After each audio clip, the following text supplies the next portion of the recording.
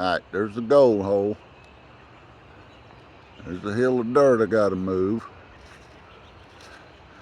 But over 25 years ago, the previous owner had put in this road here for a boat ramp. And I've never yet used it. But that is gonna change. Because I can come back here, clear this out, and I can get to it. Level this off good. Come back in here. Yeah, I don't know, maybe not.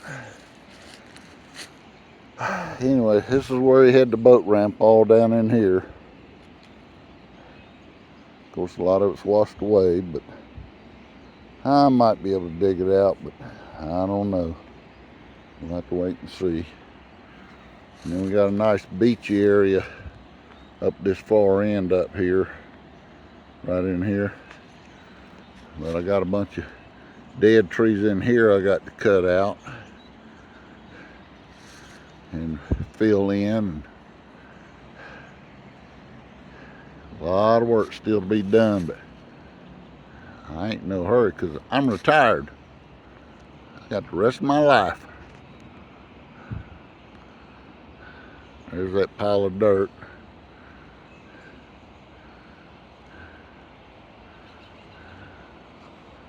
Alright, got a good size. They call this Abbott's Creek, but it's really a river.